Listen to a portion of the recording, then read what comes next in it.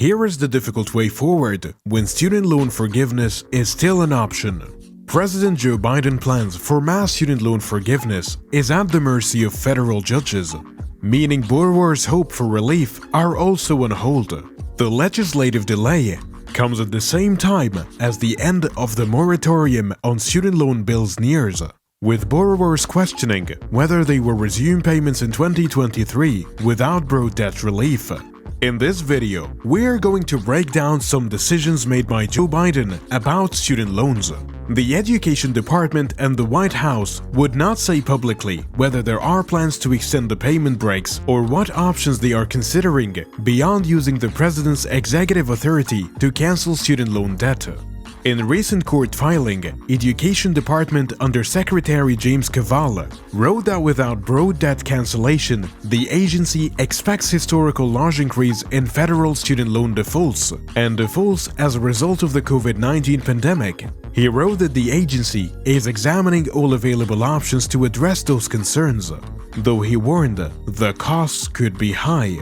The department estimates that if it temporarily extends the existing COVID-19 pandemic payments and interest collection pause for federal student loan holders, it will cost taxpayers several billion dollars a month in uncollected debt revenue, Kvaal wrote.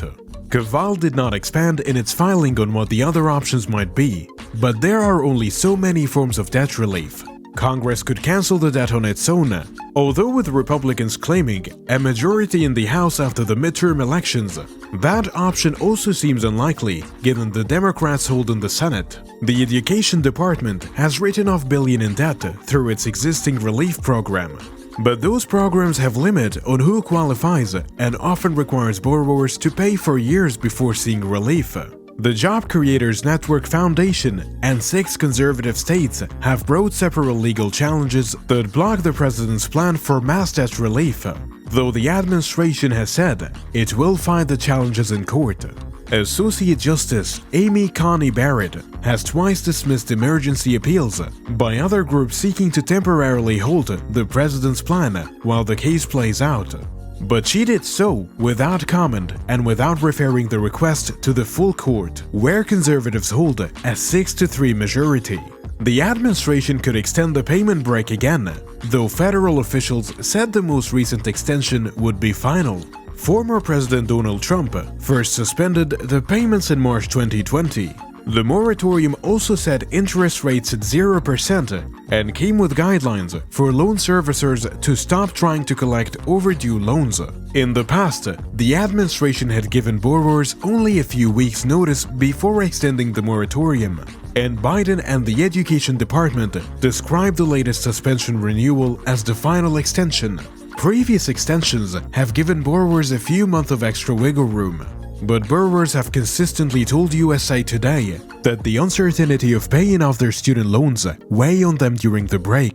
It is unclear how long another extension might last, but a suite of new federal policies that could make it easier for borrowers to assess the department's student loan forgiveness plans will take effect on July 1st, 2023. Even before Biden's public debt relief plan was announced, Republicans were clamoring for payments to start over, and unlike forgiveness plans, the moratorium applies to everyone with federal student loans, regardless of how much they earn. Biden plans for relief is limited to borrowers making less than $125,000 a year or $250,000 for married couples. Borrower advocates have also begun raising the possibility of extending the payment hiatus. The Committee on Responsible Federal Budget estimates that the moratorium costs about $50 billion a year. What's more, borrowers who are on a repayment plan that requires a certain amount of payment are receiving credit during the moratorium, effectively reducing what they owe the federal government. Congress has the power to cancel student loan debt, but Republicans will have a majority in the House and Democrats control the Senate, narrowing the chances of a consensus on student loan forgiveness in the next session of Congress. In addition, Republican lawmakers have voiced opposition to both the president's amnesty plan and the moratorium. Representative Virginia Foxx of North Carolina, the Republican leader of the House of Education Committee, describes the president's plan as an illegal student loan bailout.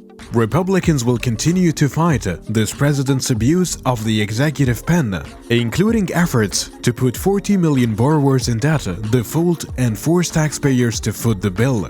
The department can't just keep kicking down this road. Some Democratic lawmakers, including Senator Elizabeth Warren and Bernie Sanders, introduced legislation in 2019 that would cancel massive student loans for millions of borrowers. But those efforts never resulted in greater amnesty. Warren, when asked about the possible path forward through Congress, instead said the president's legal authority is clear and these judges should stop playing politics and get out of the way. While Republican officials want to keep Americans crushed under student debt, Democrats are committed to providing student loans relief for millions of hardworking Americans, Warren said. Another challenge for Congress: not all Democrats support the current plan to cancel mass student loans, including recently re-elected Senator Michael Bennet of Colorado and Catherine Cortez Masto of Nevada, who said the administration would not cancel student loan debts without sweeping reforms across the country. Pays for higher education, that leaves the legislation in doubt during the current lame duck session of Congress. Asked whether the White House would take action through Congress during an interview Sunday on NBC's Meet the Press, White House senior advisor Anita Dunn dodged the question, saying the administration believes the program will remain in place. The 26 million people in this country who have already applied for student loan relief, working people who were just looking for, as the president would say, a little breathing room, Dunn said. And the Republicans are trying to shut that down, and we're for it, going to fight. Yes, the Biden administration still has legal means to push its plan through the courts. The administration appealed by ruling the U.S. District Judge Mark T. Pittman in Texas, who struck down the president's plan. The administration may also appeal a ruling by the U.S. Court of Appeals for the 8th Circuit, which separately blocked the plan. In that case, a 3-judge panel, 2 appointed by former President Donald Trump, temporarily halted debt relief and noted that repayments were already on hold. Pittman was also appointed by Trump. White House Press Secretary Karine Jean-Pierre said Monday that the administration will continue to fight the lawsuit.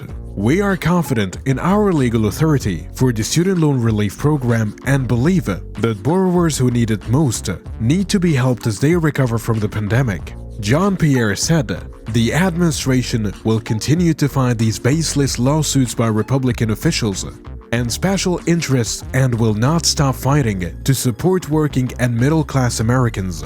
The White House, however, has not indicated any plans beyond the appeal. It was not immediately clear whether the Supreme Court would take up the cases. It's also unclear whether the cases will be decided on the court's emergency docket, or whether judges can reach the underlying question raised by these cases, which could keep the program in legal limbo for much longer. Yes, the agency has extended $38 billion to about 1.7 million borrowers through existing debt relief plans since Biden took office. It also authorized nearly $15 billion in loan cancellations for more than 247,000 borrowers in a program to benefit public service workers. On Friday, the agency shared updated statistics showing discharges has been approved for about 360,000 borrowers in the program, representing about $24 billion in student loans debt as of the end of October. Separately, a U.S. District Judge in California this week approved a settlement between the Department of Education and the Borrower Advocate Group. They sued the department for the slow processing of loan relief application for browsers, who said they had been defrauded by their university. The settlement is expected to raise nearly $6 billion in student loan for roughly 200,000 borrowers. The administration will also conduct a one-time review for borrowers to repay their loans through income-driven repayment plans. Under these initiatives, borrowers are supported to have their loans forgiven after 20 to 25 years of repayment. The Biden administration have said it expects borrowers to receive credit for past payments that were mistakenly disqualified.